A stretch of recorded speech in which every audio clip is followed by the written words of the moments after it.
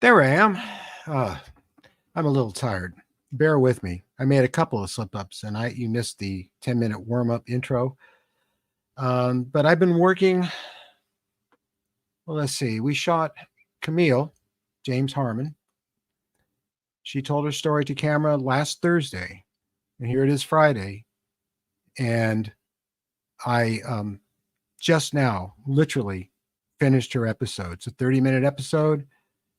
There was probably 28 to 30 effect shots in it. So not only did I edit it, do the sound, but using a combination of Blender, Unreal Engine, and of course the editor itself, which is DaVinci Resolve 18, which I prefer to Adobe, even though I still have the Adobe suite for editing. I prefer DaVinci. It's really good.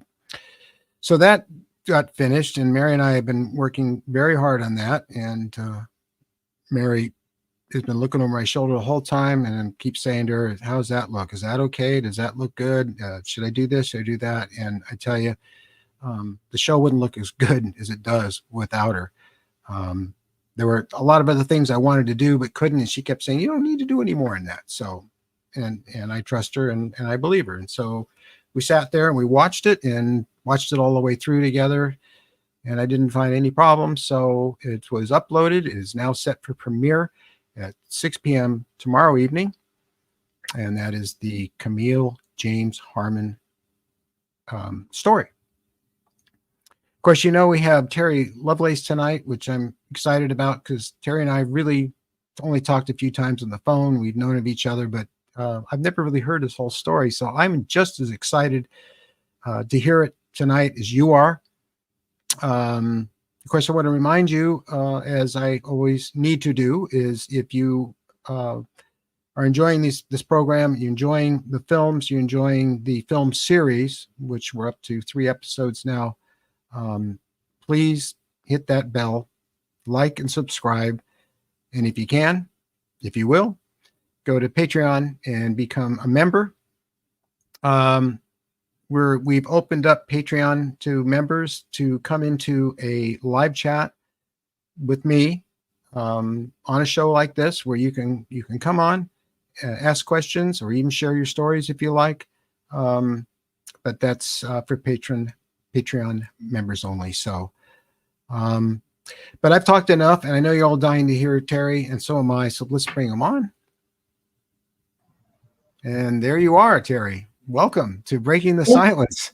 Of course, you broke your silence a long time ago, like I did, but we're getting a lot of people to come forward and actually break their silence. Yes, I really didn't break my silence until 2018. Oh. Yeah, I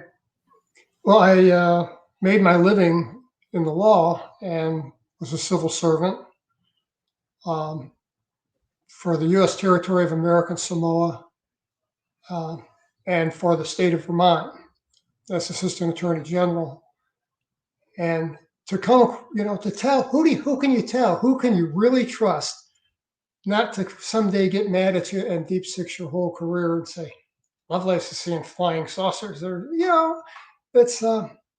was a secret held between my wife and I. I've been there. Yeah. But I want to go back to childhood because that's where it really started. And, it is ongoing contact with non-human entities for a lifetime. And that's the way it's been. And I wouldn't change a thing.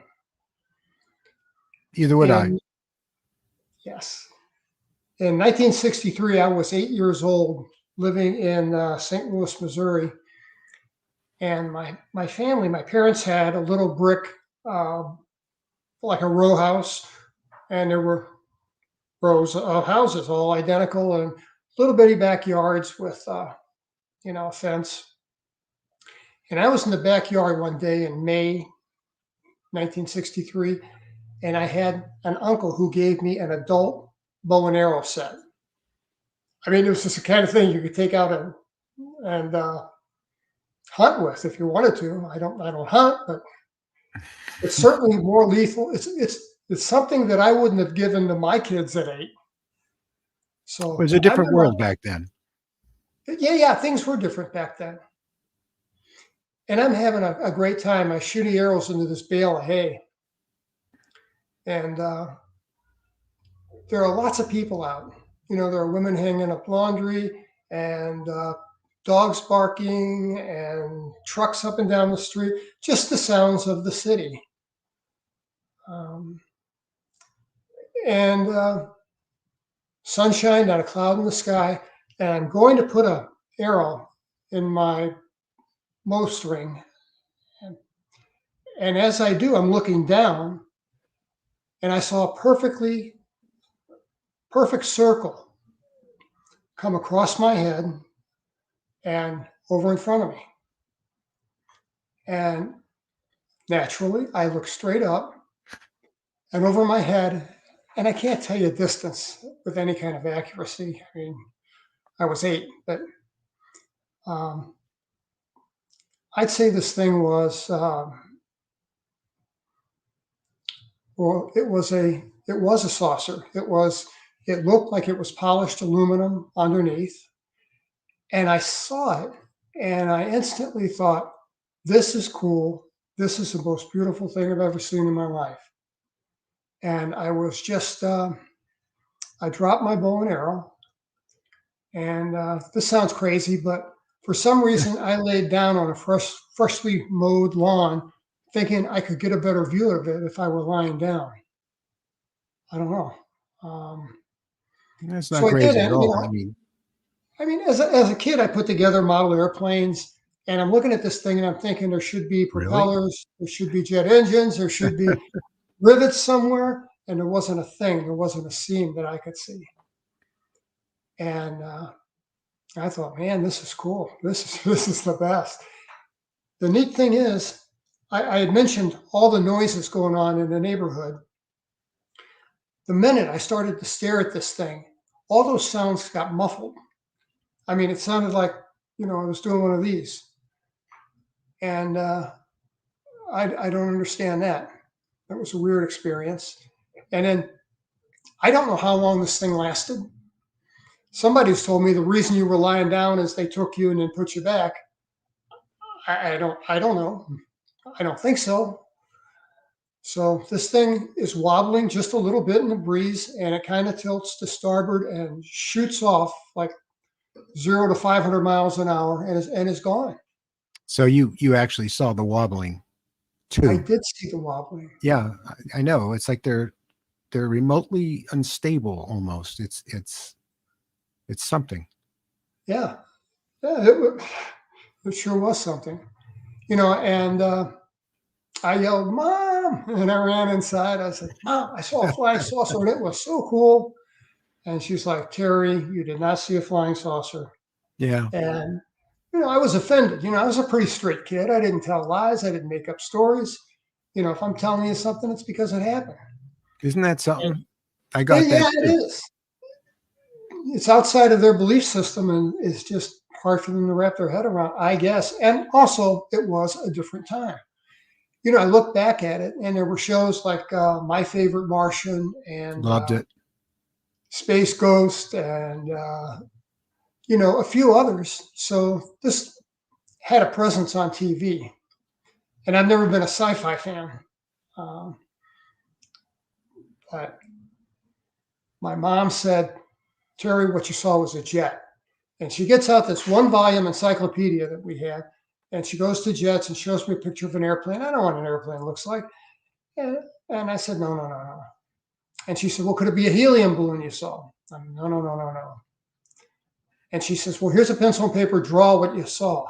And I drew a big circle and gave it back to her. I said, "That's what I saw." And she says, "Boy, your father's not going to like this."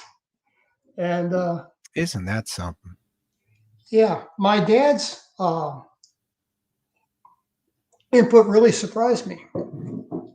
I was in my room. He walked in and he said, "What's all this business about flying saucers?" And he hated it when I corrected his grammar. And I said, "Not plural possessive there was only one.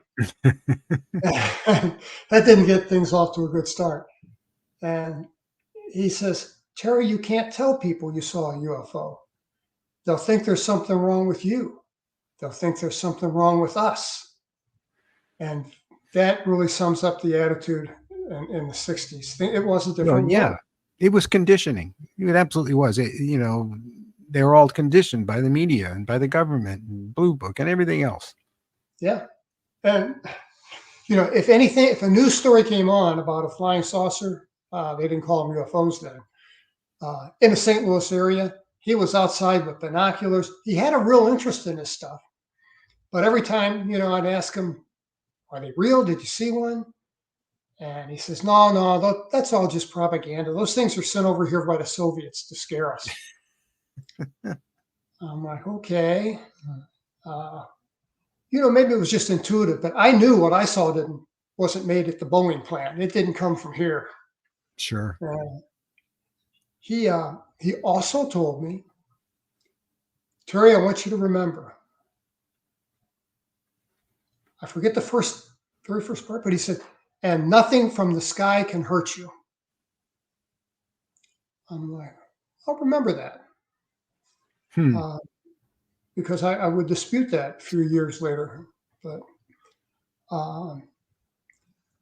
I had an incident prior to that, or pardon me, after that, I had an incident I was 11 years old, 1966, cold January night. And I'm in my bedroom on the second story. And, mom's getting me ready for bed. It was a school night. And everything was normal. Everything was as it should be. And I got into bed and I fell asleep. And I usually tossed and turned, but no, I fell right asleep. And I didn't dream.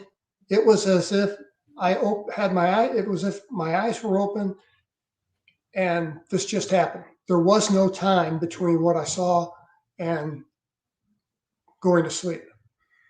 That was peculiar. I don't know. That could be normal with sleep. I don't know. I should ask somebody. But I saw a flood of multicolored lights coming in through my window in my room.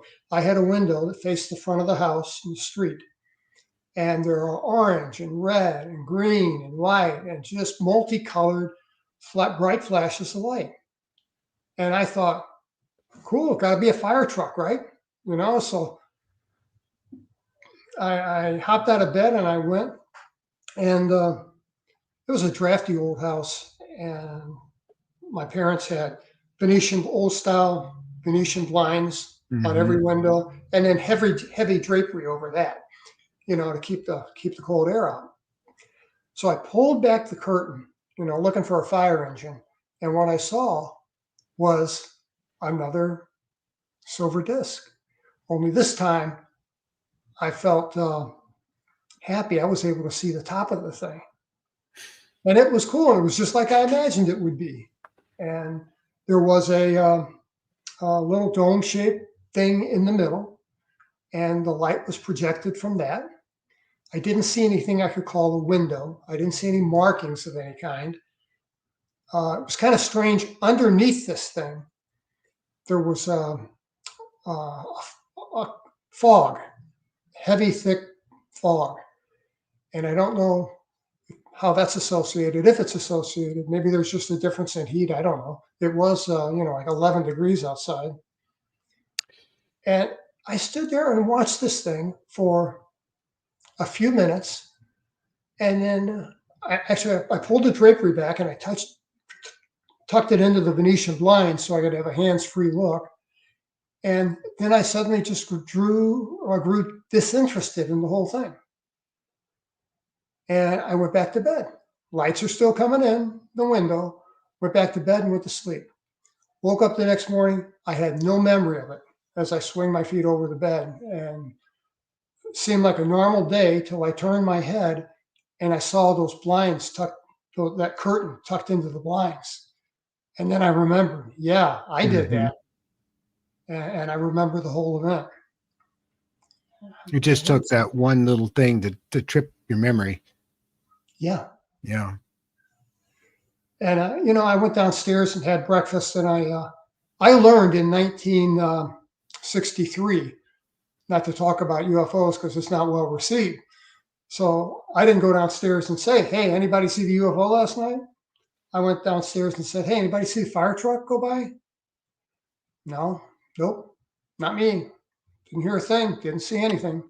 You were learning how to handle it. Yeah. Yeah, yeah.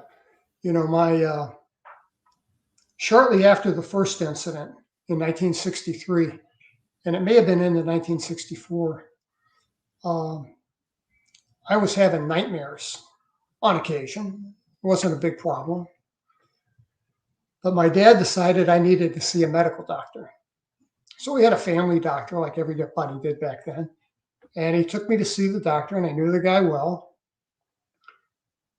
And the doc talks to my dad first.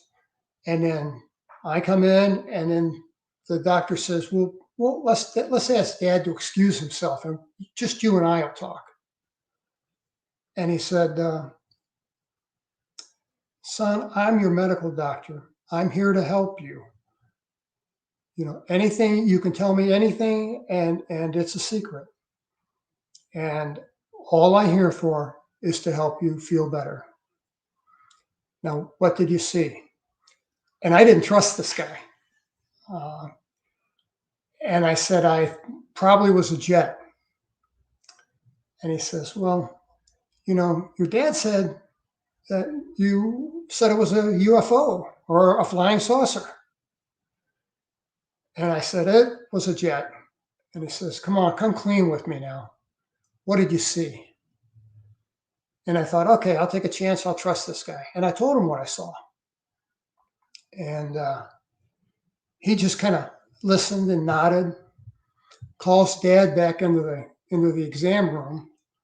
And the three of us are sitting there, and the doctor is talking, and he says to my dad, "Well, I found Terry's problem. What we have here is overexposure to Lost in Space, Space Ghost." He rattles off all the UFO programs, all the space programs around this time. And he says, he's watching that junk, and it's just not good for him. He says, "You need to change his television viewing, change his habits." Wow. So I went home, and my folks decided Three Stooges would be healthier for me to listen to. Oh, geez. And oh my God. But that didn't work out. I mean, Where did that doctor come from? I don't know. I mean, your dad got hold of him, or it's suspicious to me. I remember doctors too, and they were trying to get through the barrier with me, and I wasn't letting them do it. Yeah, I guess I trusted the guy. I guess I was more trusting, certainly more trusting than I am today. But Mm. yeah. So it's about 3 weeks, and my folks are just sick to death of Mulberry and Curly. It's just nonstop. Three Stooges. And my mom walks in and changes the channel and says, "Watch this. It's a thing about some lawyer." And I watched Perry Mason, and I thought, wow, that was a pretty cool story. Then I watched it the next day and the day after that, and I really, really got into it. Had a thing for Della Street, as an 8-year-old boy might. And it was just I enjoyed it. I liked it. And at 8 years old, I made my career choice and decided, hey, I'm going to be a lawyer. That looks like fun. They all wear suits. I know my dad comes home from work at night, and he's dirty and he's tired, and he drove a truck all day. And I didn't want to do that. Not that I'm too good to do that. I'd do that if I had to, but yeah. So what happened after that? Really, not much. About 11 years, 10 years, 11 years of quiet.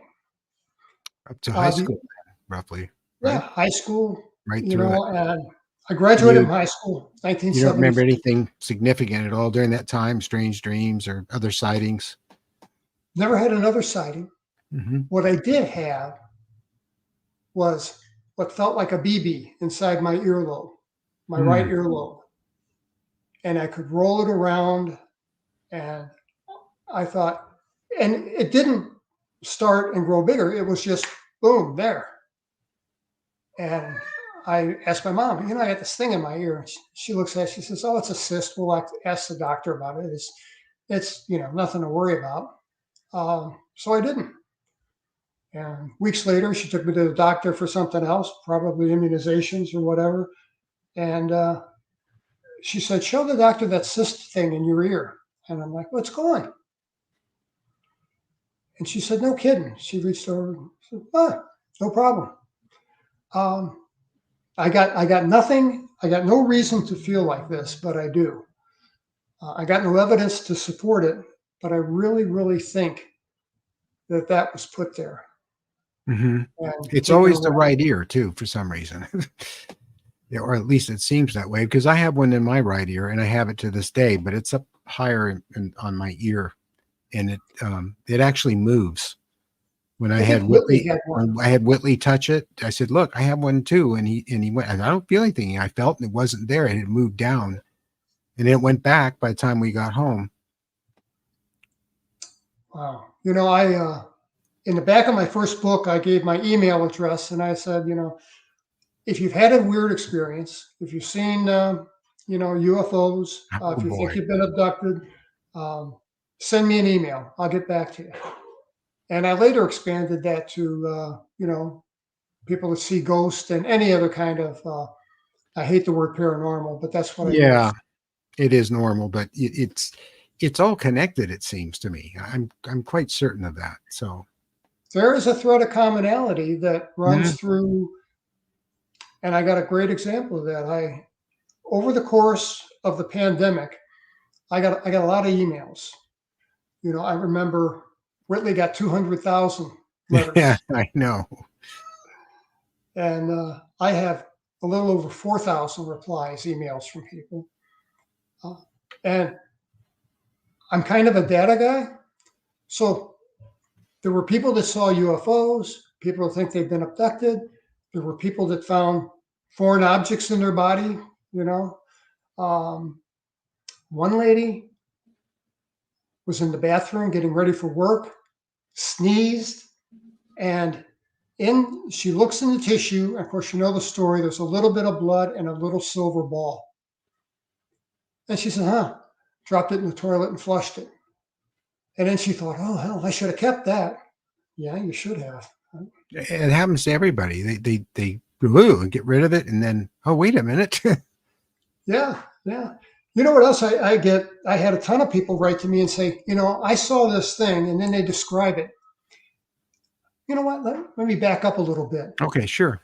All of these emails that I got, with just a few exceptions, all start off with a disclaimer. They're all like, you're going to think I'm crazy. Please don't think I'm nuts. Please don't think I'm on drugs, blah, blah, blah, blah, blah. And then they tell me these amazing stories. It shows you how they're really isolated from the community, and this is the first time they're coming forward, so they'll say that. Otherwise, they know you wouldn't think they're crazy. Yeah. I felt that isolation. Um, and until I found out there was a very vibrant, alive UFO community, and my Cyril brothers and sisters over there, um, that's where I saw a lot of your artwork, a lot of your stuff. Yeah, I've been a member since 1990. So I had exactly 4 letters from people who had near-death experiences. And, they all said that they're seeing a commonality, a thread, some kind of connection, perhaps with those and the abduction phenomenon. And I really didn't see one at first. And I'm thinking, well, yeah, I guess there is. Really, it's all about consciousness, perception. Um, I've never been like a ghost hunter, but I've always had an interest in the life after death thing. I read Leslie Kane's book, Surviving Death. Mm-hmm. Oh, just a great book. Um, so four people wrote me. Three of them were women, all from different parts of the country: Utah, California, Kansas, and a marketing guy in New York. The only man that contacted me. And I made telephone contact with all of them. We talked, and they've got some really amazing stories to tell. And I I was so impressed. I wrote a book about that. Called Free Fall: An American Near Death Experience. But that's only because I see some kind of commonality there. Mm-hmm. A lot of people wrote me about Bigfoot. I didn't write a book about Bigfoot, but I thought about it. Yeah. Yeah. I had a sighting when I was in summer camp, boys club summer camp, Mendocino County. No, I had one standing over me. It terrified the whole camp. We were an overnight camp. The counselors were all upset. It smelled bad, and it was wandering through. We were all asleep in sleeping bags, and the kids started freaking out, and the counselors got up, and I guess they saw it. It was very shadowy. We didn't get a good look at it, but it was standing over me, and that was quite impressive. You just don't forget things like that. I mean, I got these emails from people, but you're the first person I've spoken to that actually had the experience personally. Yeah, I mean, I guess you could call it that. I remember just looking out my sleeping bag and going and just thinking to myself, I didn't really actually didn't have a thought. I just was so impressed by this large humanoid thing standing over me. And I don't think at the time I related it to Bigfoot because I was, pretty young still. Yeah. So there is a connection with that. But I don't want to interrupt your story. Well, that's pretty much all I wanted to say. But now I have kind of an interest in the near. I've never had a near-death experience, but I think they're fascinating. Has When I was, go has ahead. anyone come to you um, that you loved or family in your dreams and said goodbye to you, and then you woke up the next day and found they were gone? I've never experienced that. My wife has.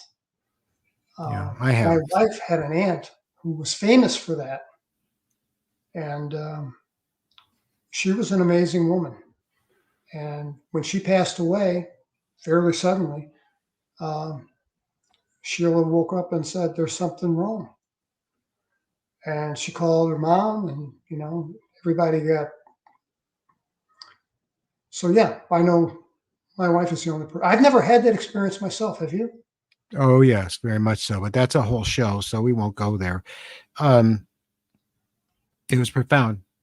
It was a near death experience, except I didn't have to die. Someone else I loved did, and they pulled me into that realm. So you went for 11 years. You got through high school, and not much had happened. And what happened next in I your went in journey? the Air Force, joined the Air Force. Wow. I wanted a college education, and that was a GI Bill. My family didn't have the financial wherewithal to send me to college. And, they weren't savvy as far as how those things work. Nobody in the family had ever gone to college before. So I went in and did 6 years in the Air Force and spent all of my time at Whiteman Air Force Base on the western side of Missouri.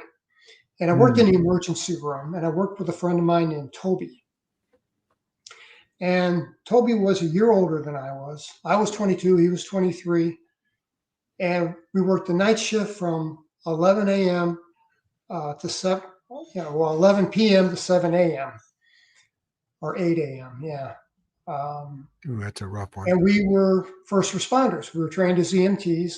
If somebody had a heart attack, if a plane crashed, if somebody shot somebody, we were the ones that responded to that. And it wasn't, I wasn't a fighter pilot or anything, but I thought it was pretty damn cool. I really did. I had this ambulance with this big General Motors 8-cylinder engine and lights and sirens and stuff. Was It beat being chained to a filing cabinet, like a lot of the people I know, or operating a shovel. Uh, so I was very happy with what I did. And we're one night we loved working the night shift because we could play cards, talk. If it's if there's nothing going on, there's no officers around. Um, we could even take a nap now and then. It was easy. We had what they call the crash phone. If that rang, we knew it was something we'd have to respond to. So we always, um, got back in business whenever that went off. Well, one night we're playing hearts past the time, playing hearts and drinking coffee as usual. And my friend Toby out of nowhere says, "Hey man, I got an idea. Let's go camping." And I thought, what? I mean, I knew I was a city kid. Toby was from Flint, Michigan. I really suspect he was a city kid. And I said, where does this come from? And he says, "No, man, I got this guy that fishes, and he gave me this leaflet about this place down there called Devil's Den State Park, and it's really cool. They got caves, they got all kinds of stuff. Well, they do have caves, but you can't go to them because there are bars that block you. I'd love to go into them though." And it is a 6-hour drive from Whiteman Air Force Base south, just on the other side of the Arkansas border. And you're going through the Lake of the Ozarks area. And back in 1977, there wasn't very much there. I'm sure today, there's an awful lot. But back then, there was nothing. We were, lucky to find a gas station open. So we had a plan. My friend Toby was a sky watcher. He was obsessed with the night sky, and I wish I'd asked him where that obsession came from. He could point out constellations and time when a satellite would come over. That was impressive, and he wanted to go someplace where, and we had a pretty good look at the night sky where we were because there wasn't much around. So he wanted to go somewhere and skywatch, and then I wanted to go. I was an amateur photographer. I wanted to go and take pictures of animals and eagles and whatever I could find. I thought it'd be great. So we put everything together, hopped in my old Impala, and we drove down to Devil's Den State Park. We made an agreement. Toby said, "We don't want to stay in the campground." And I'm like, "Why don't we want to stay in the campground? There's hot showers and water." And he says, "Yeah, but you know what? There are other campers and lights all over the place and kids and other undesirables running around." And he's like, no. How am I going to skywatch with all this light pollution and activity? And that makes sense. And he said, "Let's be real outdoorsmen. Let's go find a place to camp." And I'm like, "Yeah, that sounds good. Yeah, I'm all for that." So we just took a road past the kiosk where the ranger station was and drove until it turned to gravel, until it turned to dirt. Mm-hmm. And we were on a trail, and there were thick forest on either side of us, and all we could see was trees. And we drove in, and before we could get in, we drove right to the edge, and there was a chain across the road. And it said, no hunting, no camping, no hiking, no fishing, no entry. And I thought, what is it? And we talked about it. I said, "Yeah, that's probably a nature preserve or something. We're not gonna leave a mess. We're not gonna hurt anything. What's the worst they can do to us? Throw us out, So it's like, yeah. There was a chain, and that chain had been looped around a nail and closed with a padlock. So rangers didn't have to fish out their key to unlock it. All they had to do is walk over to the post, pick it up and drop it, the chain it dropped to the ground. So that's what we did. So on Toby's side, he said, yeah, I got this, man. He hops out, picks up the chain, lets it drop. And we drove in and we felt like Lewis and Clark. We did. We really felt excited. And I'm like, I don't see any good place to camp. I mean, we need like an open field or something, don't we? I mean, we're just going to sit down there where the ticks are and the mosquitoes. And he says, well, let's try it. We'll find something. And inside Devil's Den State Park, there is a plateau. It's still there today. And I found out when I wrote my book, it's not a nature preserve. There's a line. The boundary line was probably that chain. And that land is owned by the Bureau of Land Management. And there's an overhead picture of it. Right. If you look at that, you note that the top seems to be clear cut. Yeah. Yes. It looks like someone took a saw to it. Yeah. Well, when I wrote this book in 2016, 2017, I'm thinking I had to go on Google Earth and find it. And then I thought, no, you know what? There's going to be 40-year-old mature trees growing on top of that. It'll be nothing but forest. And it's not. Somebody is going up there with a tractor and clear cutting that with taxpayer money. Yeah, they sure for what are. reason? Why? What's the And benefit? it's interesting, the shape too. It's I said in the book, when I walked the perimeter of it, I felt like it was horseshoe shaped. But, I didn't have perfect perspective from being on the ground. But when I saw it, it was chilling to look at. It really was. Where we were at the top of this plateau was level with the treetops of all the trees, the full thick trees, foliage all around. So it was a heck of a place to camp. I mean, if you wanted a campground, this was ideal. And we set up a camp, and we did all the cool stuff you do when you camp. You burn some hot dogs and eat potato chips, and we had a little campfire going. We took a hike. I don't have time to go on that, but yeah. We are sitting around the campfire, and it's maybe 9:00 p.m., our first night.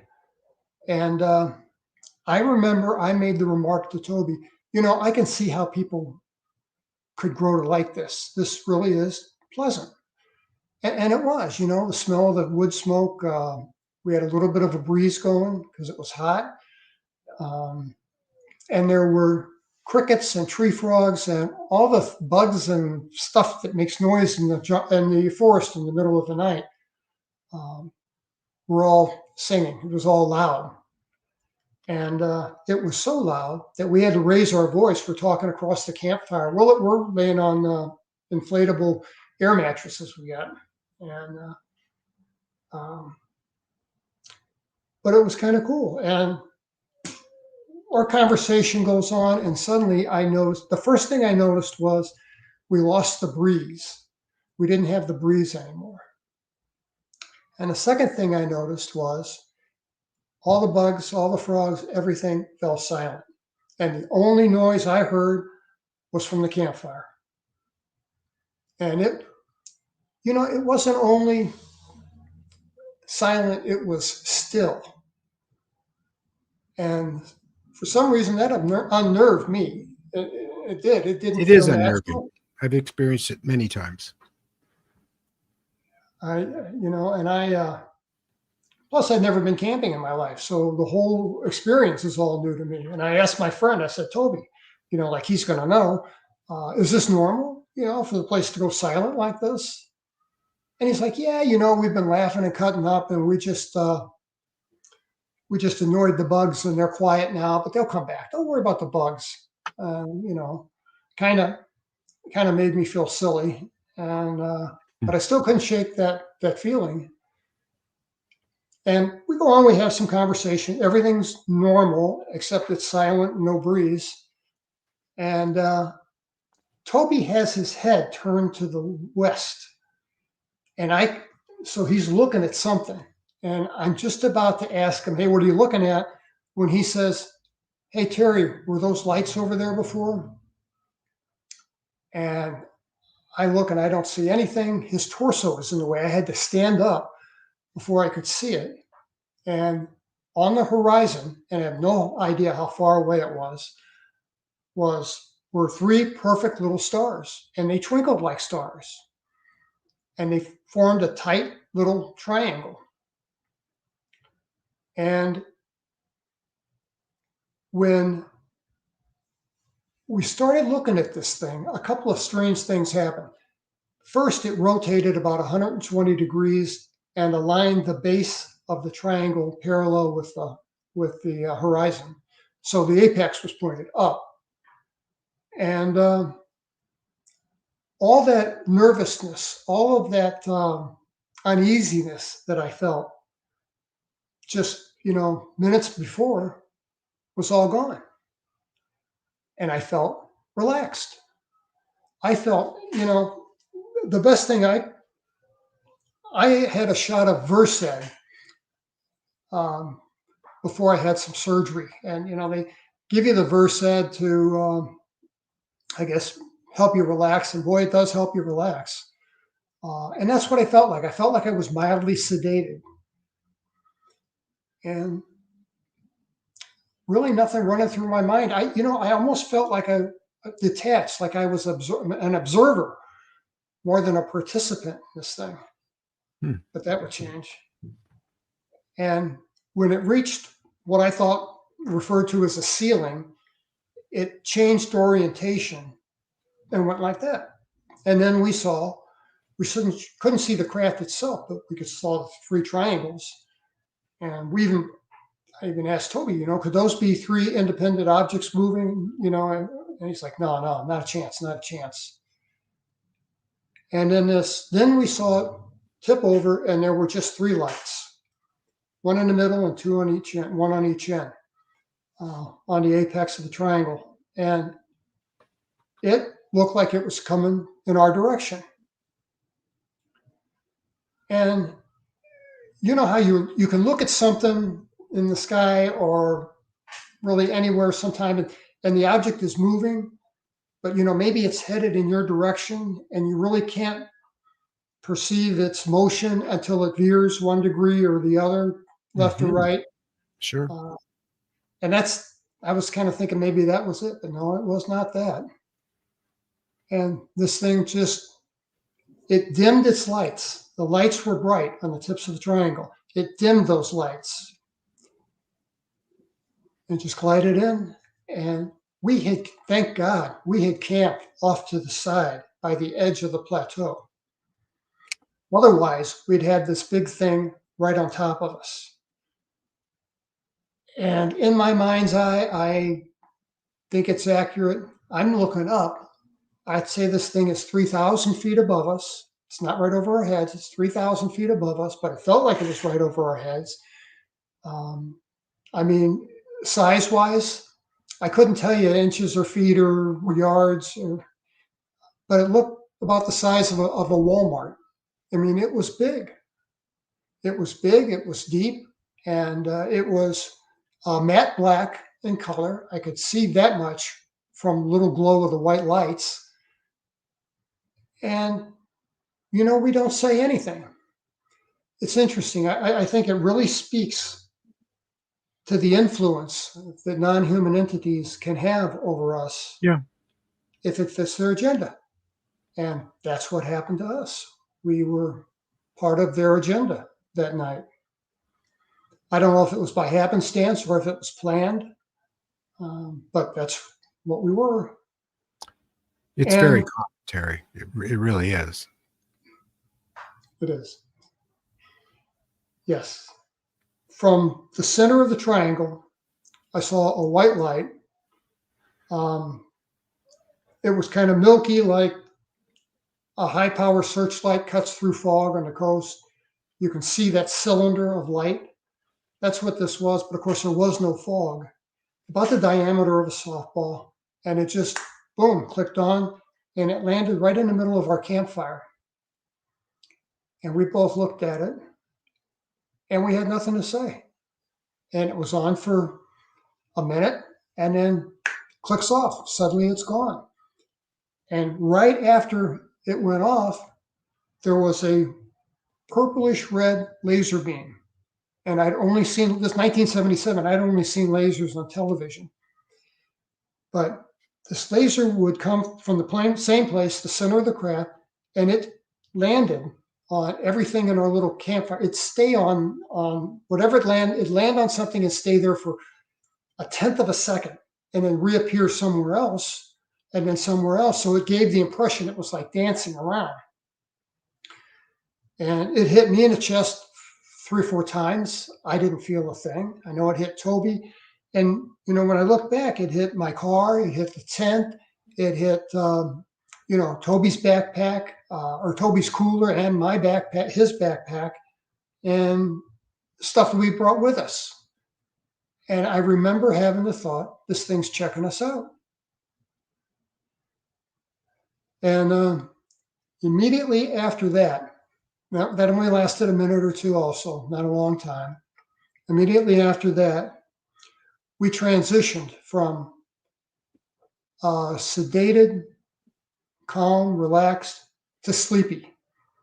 And there is a difference. There's a distinct difference between the two. Suddenly, all I wanted to do was to get up, grab my air mattress, go into the tent, and lay down. That's all I wanted to do. And I didn't say a word to Toby. He was to my left. He was actually in front of the tent, and he was already throwing his air mattress in. And I was right behind him. I didn't undress. I didn't take off my boots. I was wearing combat boots, jeans, t-shirt. And I fell on my mattress, and boom, I was out. Mm-hmm. And my next memory was flashing lights again. Only these were mostly yellow, and some may have been a tinge of green. There was some color in them, but they were primarily yellow. And they're flashing in our tent, through our tent. And I'm racing, trying to figure out what is this? And the first thing that comes to mind is, oh, that's a park ranger's truck, and they have those lights on top of their truck, and they're here to throw us out. No big deal. And I sat up, and I looked down at my shoes, and it was pitch dark in there until the flashes of light. The flashes of light would give us, lit up the tent like a ballpark. I mean, it just, but only for a millisecond. And in the flash of one of these lights, I noticed my boots were untied. And that didn't scare me, but it annoyed me because I knew I didn't go to bed like that. I would never do that. And, in the military, they teach you to take care of your feet. I would have taken them off, or I would have left them on. If they were on, they'd been fully laced. So I take them off, and I'm going to put them on the correct way. And my socks were on sideways. And that felt a little weird to see, because I know there's no way I did that. And it hadn't sunk in yet that someone had undressed us and redressed us. But that's where that came from. And I got to my knees, and I asked Toby, what is it, Toby? What's out there? And he said, nothing. And I looked through, one other thing. In a flash of bright light, I saw tear tracks down the side of his face, because I guess the saline illuminates with the flash of light. But I could still look like he'd been crying. And I couldn't imagine what would make this man cry. That was out of character for him. So I look out the flap, and I see 2 things. That thing that was 3,000 feet over our heads when we went to bed has descended. And now it's about 30 feet off the bed of the plateau. So thankfully we had camped out to the side. Otherwise we'd have this thing hanging right over us. And it was so strange. You know, you look at something big like that and your mind thinks, well, there's got to be wires. What, you know, what's keeping this thing up? It's just a weird sensation. The Yeah. second thing I saw was a group of 12, maybe 15. I didn't count them. Little gray guys, classic little gray guys. And their eyes weren't, you know, huge. Um, and I could only see them in the flashes of light. And they were a fair ways away, so I couldn't make them out closely, at least then. And um, yeah, their eyes were more like a pair of Ray-Ban, wraparound Ray-Bans, about that size. And they were just walking around. They were all broken up into pairs, twos and threes, and they were just strolling around that plateau like they were tourists or something. And we're scared to death that we're going to sneeze, cough, something, and draw their attention. Mhm. And they, you know, maybe they come over and look at us. It didn't sink in yet that, you know, they were done with us. And there was a column of that white light again, that milky white, weird looking light. And it came down as a cylinder. And I'm guessing it was 30 feet in diameter. And I guess that because I judged this thing as being 30 feet off the ground. And this column of light was as broad as this thing was off the ground. So 30 feet, I'm thinking. And while we're watching, these little guys, they aren't in a rush, but they all turn their attention toward this thing. And then they all started to walk over, just ambling. I mean, they weren't in a hurry. And while we're watching them, the first two stepped into that light, And up they went. pixelated out. They pixelated out, just like Wow. that Star Trek thingy, and they were Mhm. gone. I didn't see anything go up. I just saw them evaporate. And that went on. That went on for a while, until we watched the last set of three guys step in, and they pixelated out, and the beam of light shuts off, and we watched this thing take off. And it didn't take off like a rocket ship. It lifted up like a hot air balloon at first, and started going up in the sky. And the higher it went, the faster it went. And we saw 3 points of light, and then a single dot of light, and then we saw nothing. And then I said to Toby, I don't want to go out of this tent. You know, I'm going to stay right here till it's daylight.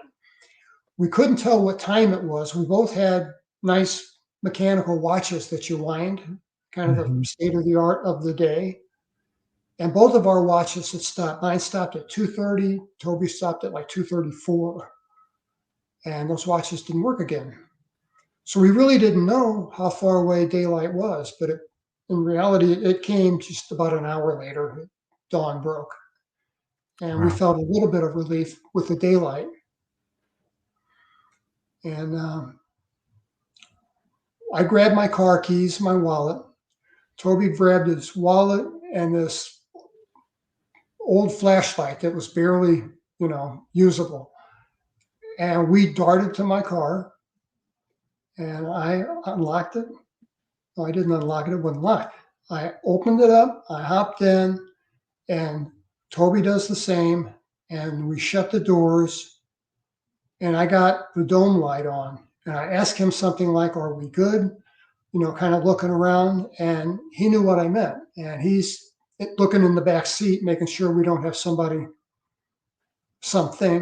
in there with us. And of course, there wasn't. And I said, Toby, you know, you can navigate me out of this place. And I was confident that he could, because Toby had this unerring sense of direction. I mean, he was one of these guys, you could put him in an office chair blindfolded, spin him and ask him to point north, Mhm. and I swear he'd get it right. Um, so we headed out, and got the blacktop finally, and then hit the highway going north. And then we felt some relief. But then we also felt I had the worst sunburn of my life. And it was all over my body. I mean, all over my body. Wow. And it hurt. And I had like little lesions, but I think those could have been from chiggers or something, or mosquitoes. I don't know. But it was the I felt like I was burnt, and it never blistered. Toby experienced the same thing, and we were both unbelievably dehydrated. And we're looking around the car for maybe a can of soda or something, and there's nothing. And Toby's sitting in my old Chevy had a bench seat that went all the way across. And he was short, he wasn't a big guy. And he's like curled up in that, like a fetal position almost on the seat. Well, I'm driving, and I said, first place I see, we'll go and get gas and get something to drink. And we didn't talk much, probably because we were just so dehydrated, we felt terrible. And finally, we ran into a gas station and went inside and got something to drink. I remember he got a gallon of grape drink, and I got cans of orange soda. I mean, we polished this stuff up. Toby didn't finish all of his grape drink, but he drank a lot of it. And we felt better after that. I had, and I can't reconcile this to this day, I had a change in the way that I felt about Toby. Before this moment, we were friends. We were both newly married. Our wives were friends. We did things together socially.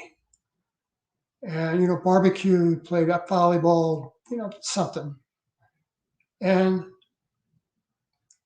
I wanted nothing to do with this guy. And I didn't understand that.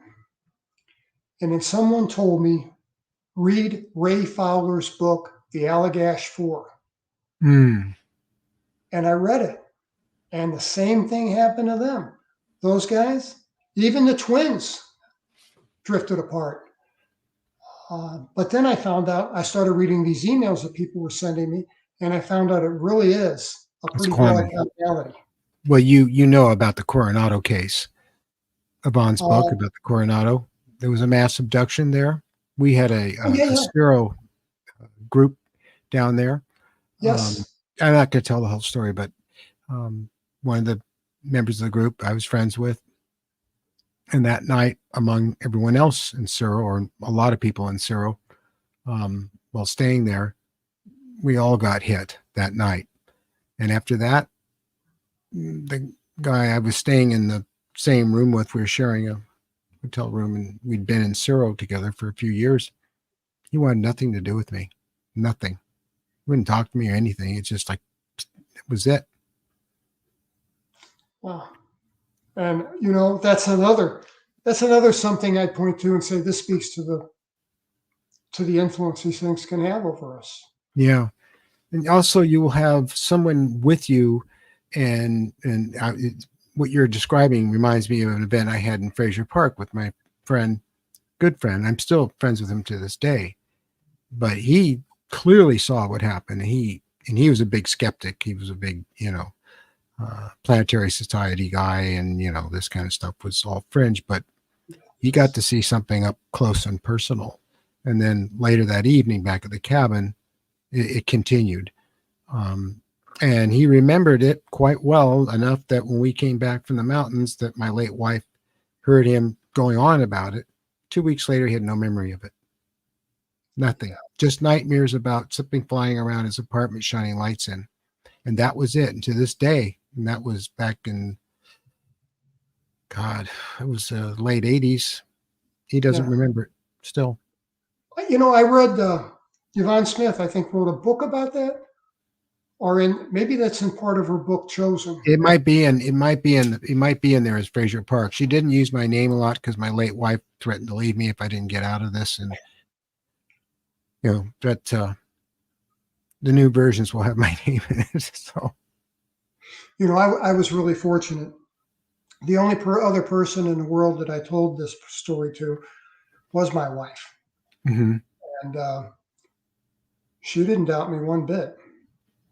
And when I dropped, we both lived in NCO housing on the base, and I dropped Toby off, at his house and said, "See ya," and I was about 4 blocks away. So I got to my house and I walked in, and my wife's like, "You're home early," and she said, "What happened to you?" Yeah, sure.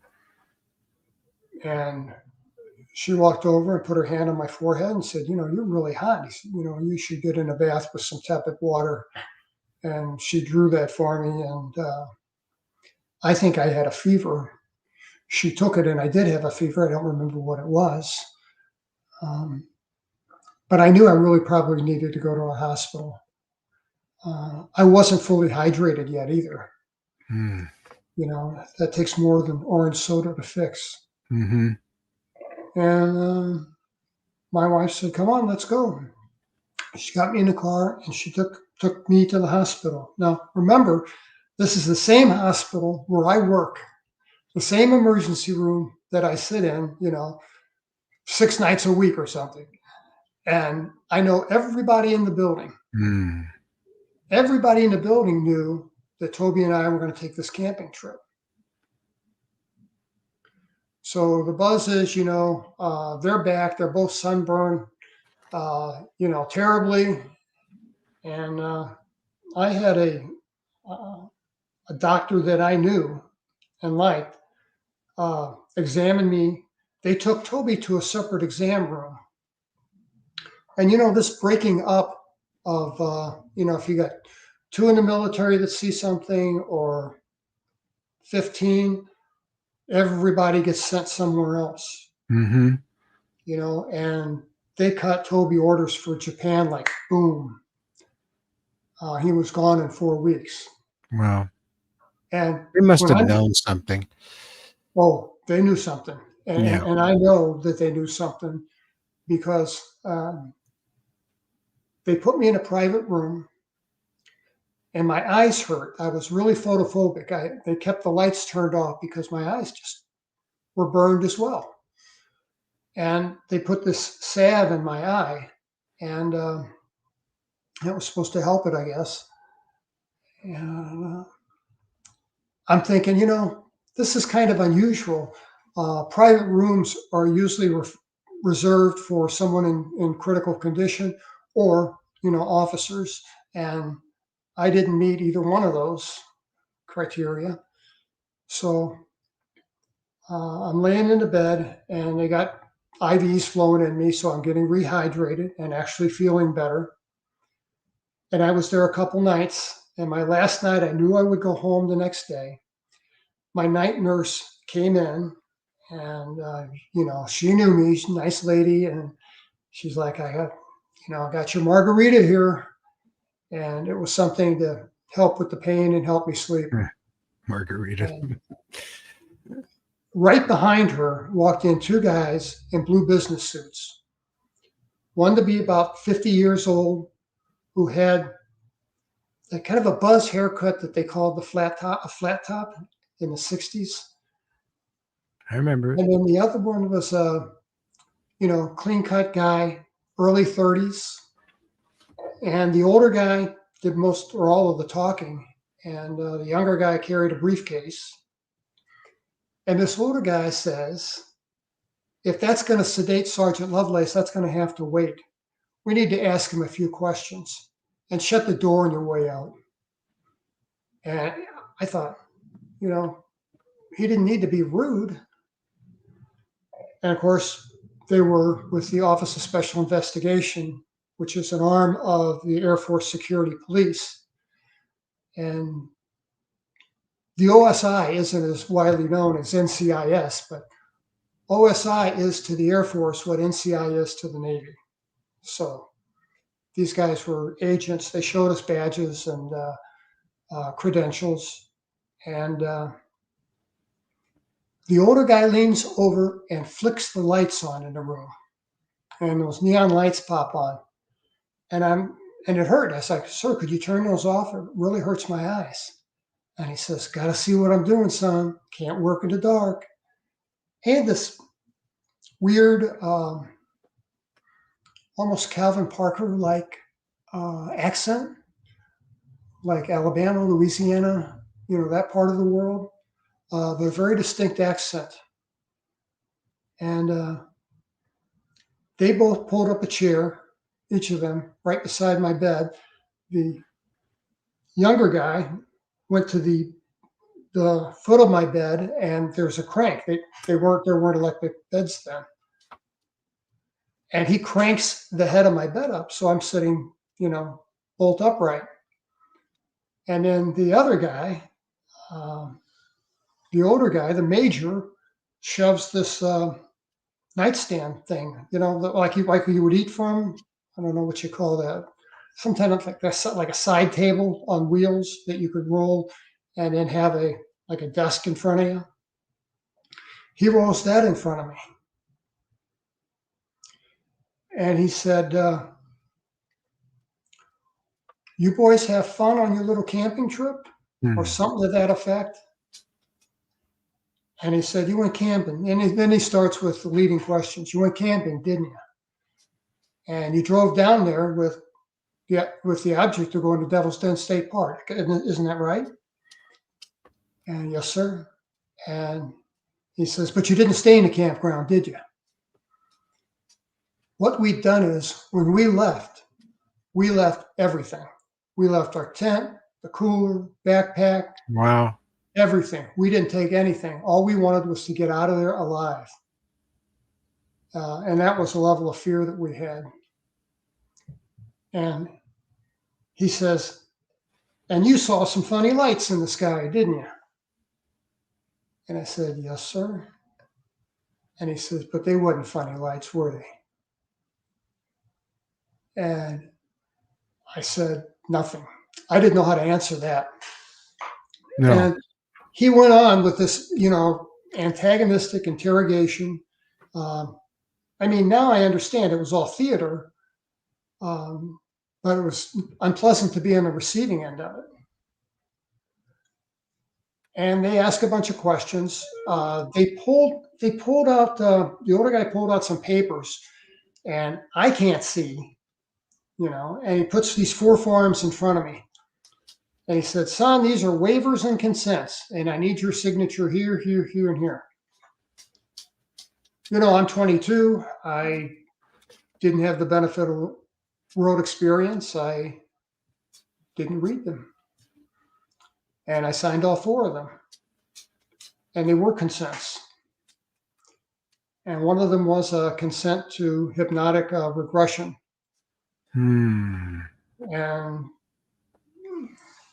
the other, and supposedly there was something in there about the sodium amytal that they gave me, that they were handing out like crazy in the late 60s and 70s. Yeah, they wanted to know. They want information from your experience. They did. And you know what? I think they knew everything. They found our little campsite, and Toby's address was in the back of the, a magic marker on his backpack, on the inside flap. So they knew we were 2 guys from the base.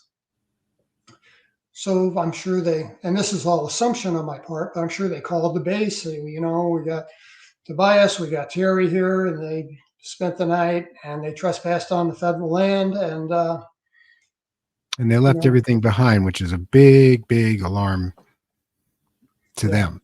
There's only one reason you would do that. Yeah. And I would have bet that location, that's not the first time that this happened in that location too. I just get a gut feeling. I absolutely would bet not. So these guys did just a real tough guy interrogation of me. And I'm answering as best as I can. Some questions I don't know how to answer. I just say nothing. And the nurse knocks on the door and comes in, and she says, Dr. Bauman really wants Sergeant Lovelace to have this injection now. I can get the doctor for you if you'd like. And the guy said, no, we're wrapping up here. Go give him whatever he needs. Now we're done. And they're packing up their stuff. I get my injection. And the younger guy leaves the room. The nurse leaves. She follows him. And the head of my bed was near the door, same side of the wall. And the major put his hand on the door and bent down right in my face. And he said, son, I know, and you two knuckleheads stumbled onto something out there, didn't you? And I didn't say a thing. I didn't know what to say. And he says, Yeah. all I want to know is how many pictures of it did you take? And I said, sir, I didn't take a single picture. No. And that was an admission, you know? Yeah, you don't even think to at the time. You don't even have the ability to at the time. And I get asked by people who I call on the outside, oh, come on, you got a cell phone, or you had a camera on you back in the 80s and you were taking deep sky photographs through a telescope and you didn't even think to take a picture? No, not once. I left my good camera. I had a nice Yashica camera with a bunch of lenses. Behind? Left it behind.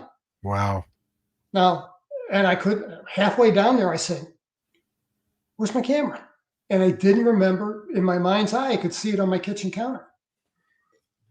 And Toby said, pull this thing over, man. Let's go through what we got. It's here. We'll find it. And we went through everything. And of course, it wasn't there. It's on my kitchen table or kitchen counter.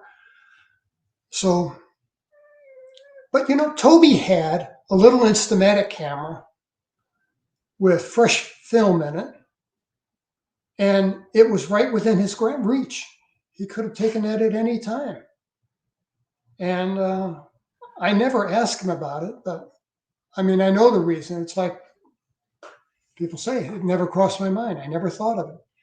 Got a lot of emails from people with that scenario. Oh, yeah.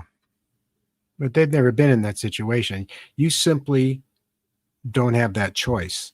And I do think it has to do with their influence, the visitors, whatever you like to call them. Is it, you know, you will think if you're having a sighting and you're staring at it, you don't want to take your eyes off of it. And you may, even in that breath, lose time. And then you see it go away. And then you'll reach down to the camera and go, oh, too late. And you hear this over and over again from people. And then, of course, if they do take a picture, it's at night, it's going to be fuzzy. And, how come the pictures are always fuzzy? You ever try to take a picture at night with a camera, film camera, even a cell phone? It's not going to give you much. You got that right. Yep. So you got nothing. And, you know, I think that these things, you know, talking about the influence, I think that they selectively choose who they want to be seen by. My wife and I were coming out of a doctor's office. This was 2019. 2019 was a weird year. And we're walking to the car to the parking lot. And I see this lady by an Altima with her key in her hand, but she is like this, looking straight up. Yeah. Well, what I do, I look straight up. And here's a cigar-shaped silver object right over us. And my wife could not see it. Yeah. And I asked her, the lady by the Altima, I said, madam, do you see what I see? And she just went like that. Yeah. So I don't know why that is, but some people can't. So Terry, years later, you found Cyril and Yvonne, and did you obviously did a session, probably more than one, on that incident alone, let alone all the other ones you've probably had since then. I've not. When was that? It was 2000. When I got involved with Cyril, almost. I met Yvonne at Roswell in 2018. Wow. And my book had only been out a few months. And I met a bunch of people, and a bunch of crazy things happened those first couple of months the book was Right. out. So that's how I got connected with Cyril. I've never Wow. been regressed. No, you never have. But you did. I see you've sent me an X-ray to show. Can you talk about that? Yes, I can. And that really was the catalyst to write this book and to go public with it. There is a floret pattern of what I'm told is bone tissue in the calf of my leg. And I'm told that by doctors that could be a natural formation following an injury. Did you have a bad injury to that leg? I'm like, no, never. I mean, You skin never lesion. had one. I know that one. Yeah. So you No, saw my film, and you saw about the X-ray, yeah, broken yeah, arm. Yeah, I never had a yes, broken arm ever. But yep. the person that took that X-ray, he was angry at me, accused me of being a liar. So Yeah, I had a conversation with a radiologist that went something like that. I Above can my, see I can see it was broken. oh yeah, you know what? There's on what is it, humerus and ulna, right in the middle. There's that Yeah. diagonal line. You can Hmm. see that break.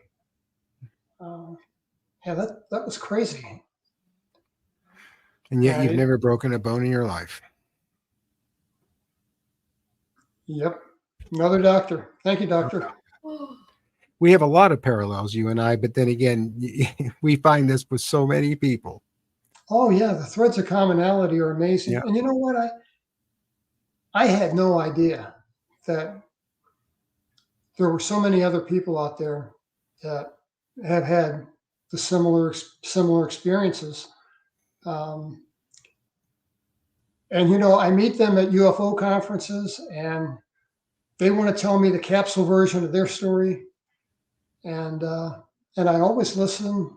And there's an immediate we immediately get along, I guess. Hmm. I met Calvin Parker down there at Roswell, and we sat together and talked for 2 hours.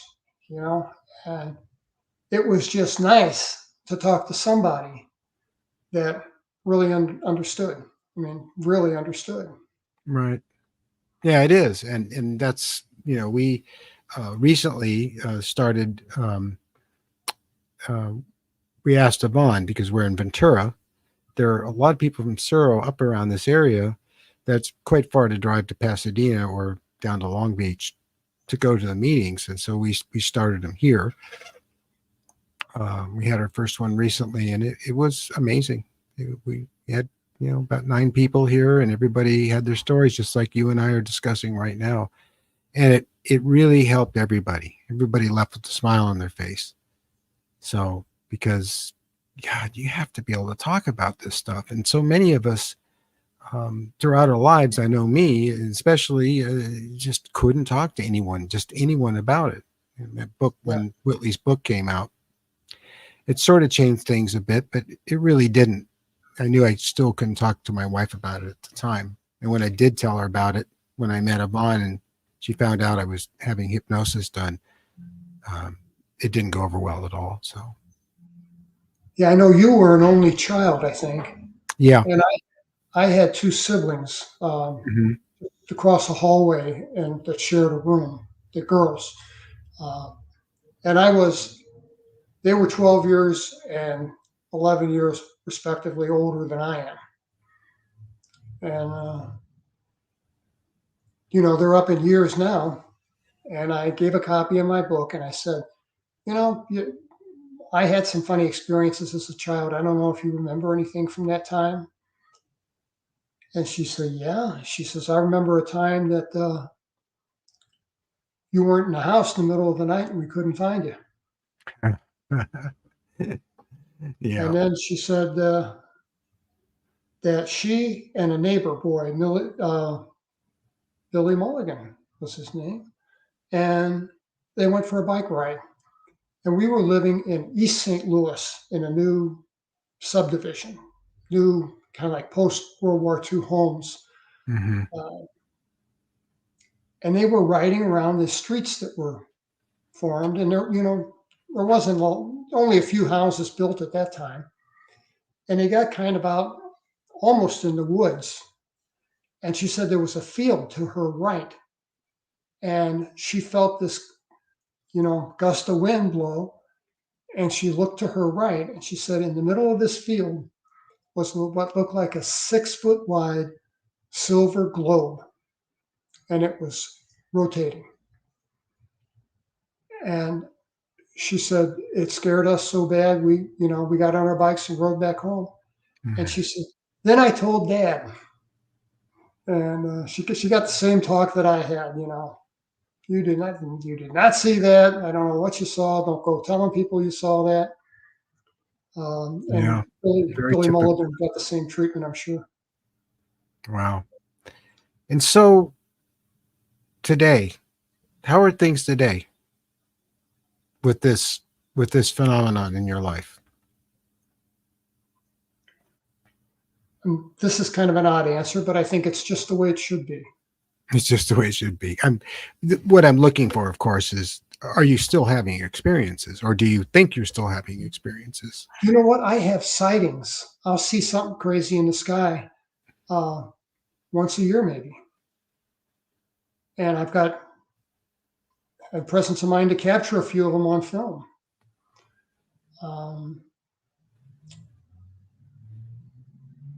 And you know what? I'm at peace with this. And I recognize that non human entities are just a part of my life for whatever reason.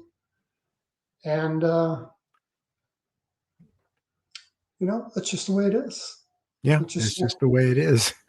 yeah. I can't imagine what I'd be like today if I hadn't had that interaction in those experiences. I keep thinking I'd be maybe dull, maybe boring. I don't know. I mean, I'm sure the reason I became so fascinated with the sky and everything that flew in it, in aircraft and all the other things that I was fascinated with as a young boy, was because of those experiences. You know, the sky was my playground. I always had a telescope, sometimes several, and I was obsessed with it. And I go on astronomy parties all the time, camping, and a lot of times stuff happened. Yeah. So it's like just part of your life. But how wonderful it is to be able to at least look at those stars at night and know what they are and how far away they are, a lot of them, and that you have this connection with them. I do. And I feel that. Mm-hmm. And, I made an analogy about the disparity in intellect between them and us. And I think it's accurate. Um, we had a English setter dog when our kids were little, and she just loved me, and she'd come over with those big brown eyes and put her head in my lap, and I'd pet her and say, "Good dog," and we'd have kind of a conversation, but never anything even close to, "Hey, how you doing? How'd your day go?" It was, food, go outside, walk, a couple of words. And when I met these entities, I felt like I was the dog in the equation. And I mean, not in an intimidating way, not like, we're way smarter than you are. Um, just the knowledge of it, knowing how smart they are. And they are. Yeah, they are. Absolutely are. And, if you're like me, you probably think I believe there are several species Yes. that visit here. Yeah. I I actually feel saw a about, lizard guy once, just once, but I'll never forget it. It was just this moment sitting Yeah. on a table somewhere and looking over, and this thing was looking at me and just sitting right next to me. And I drew a picture of it, and I just never forgot it. That's the only time though. Yeah. So, I'm going to show your book cover here. Maybe you can tell us about that. Yes. I think a I'd lot love of to. people would probably like to read it that are listening tonight. May not have read it. I haven't read it, so The one on the left, the blue one, is Incident at Devil's Den. That's the book that I wrote in 2017 and published in March of 2018 on Amazon. mhm. And all of my books are on Amazon. And then Devil's Den, The Reckoning, is a collection of it's a collection of stuff that I wanted to put in the first book. But my editor's like, look, you got some pretty crazy things in here. Let's save that for another book. Yeah. And I always felt bad that I didn't get. So that book has a lot of that stuff in it. But more importantly, what it has is out of these, well, back then it was about 2,500. Out of all these emails that I received, I paired it down to 100 of the best. And then from there, I went with 50 of the best. And I put 20, with permission, 20 stories in that red book that people had told me by email. Oh, And they are the best and most compelling stories. It'd be a great book to fly with because they're like, each story is only, 6 or 7 pages long. But there's sure a lot of us out there.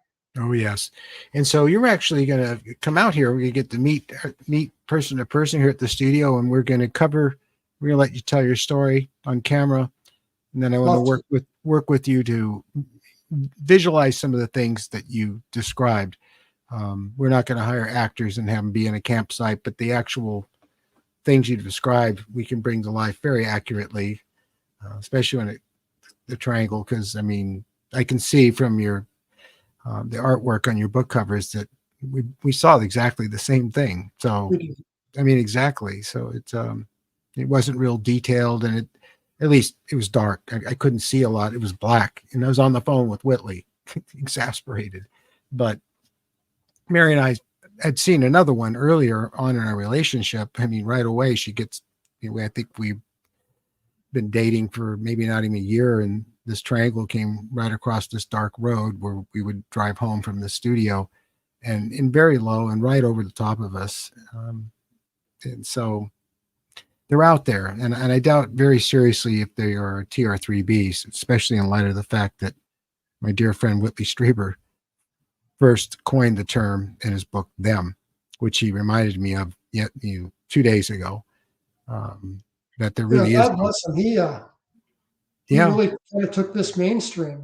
Communion, like everybody else, I got a lot of emails from people that I say, I saw that communion book and about flipped out. Yeah, And myself I had this included. reaction. Yeah. And you saw that in my film, but something is there. It's like everyone else, that was the book that started it all. And ironically, my late wife, Jilly, she brought that book home for me. And I remember really wanting to read it. The cover, I did recognize something about that cover, but I just didn't know what to make of it. But when I started reading that book, I really dug into it. And that's when that was that moment that when you had an epiphany that, oh my God, all the stuff I've been seeing all my life and the things I remembered I thought were crazy, he's having. I've never met the man. And then the communion letters came out, and that was just amazing. So, Yeah. well, I can't wait to get you out here. It's going to be fantastic. I really appreciate you coming on the show. We could probably do 3 hours on this, but I can do 4. Yeah, I'm sure you can. Well, we can have you back for this, and I'm sure a lot of people would agree. It'd be great to do and go into more detail. But we're gonna. I'll let you pick what you want to cover when you come out here to be in Breaking the Silence, the series. So okay, yeah. There was one last picture that I didn't show that you sent, and it's this one. I'm glad you showed that. That's at the bottom there. You're seeing my femur. That's at the top of my leg, about right leg, the same leg that the other stuff is in. That's about 4 inches above my knee. And it is a metallic object about the size of a fingernail with two wires in it going Wow. up. And Tom DeLong and a whole lot of people got real interested in that. That's a long story in itself. Yeah. You never got to know Dr. Roger Lear? No, Dr. Lear, I think, was in South America by the time I got, Yeah. or no, I think he may have passed away. Yeah, he did. 2014, I think. Last time I saw him was 2 weeks before he passed. He came here to the studio and had some footage he wanted me to look at. It was bad. The car accident really hurt him bad, and he was suffering terribly from it. And I remember him telling me, Steve, I don't know if I want to go on living like this. The pain's just too much. And I always question that car accident, because we've lost a lot of people to mysterious car accidents, heart attacks, and everything else, like Dr. John Mack. So great example. Yeah, and there were two John Macks killed that same day in a car accident of being run over, hit and run. I didn't know that. Yeah, well, I forget who told me that, but that's what they alleged. They said there was actually a couple of John Macks killed that day. So I guess they're trying to make sure they got the right one, or maybe it's just a coincidence, right? I mean, I don't know for sure. Do you? I don't. Synchronicity. It stinks. It smells funny to me, but you never can say for sure that's what it is. A lot of people do that, but I can't. I just miss them. So. Well, I'm looking forward to a trip out there. Yeah, me too. A little while, so it'll be fun. Get to see you and see my 6-year-old brothers and sisters. Yeah, absolutely. Well, again, Terry, it's great to meet you. Great to make a friendship with you, and I can't wait to talk to you again. And of course, you're welcome to call me anytime you feel like it. You bet I will. Likewise. Yeah. Okay. Thanks for being on tonight. You bet. Good night. Right. Talk soon. Talk to you soon. So that was amazing. We could have went on and on and on. And both Mary and I are pretty tired after getting the show together. And don't forget that tomorrow night at 6 p.m. Pacific Standard Time, you can see Camille's story, Camille James Harmon's story. And we're going to set up to get someone else in front of the camera next week. So we're going to keep these episodes coming and these live streams. And I cannot begin to thank all of you who are supporting us enough, especially our Patreon supporters. And if you want to become a Patreon supporter, you can find that information on the YouTube channel. And I'm going to call it a night. We'll see you next time, next Friday at 6 p.m. for another Breaking the Silence live stream. Good night, everyone.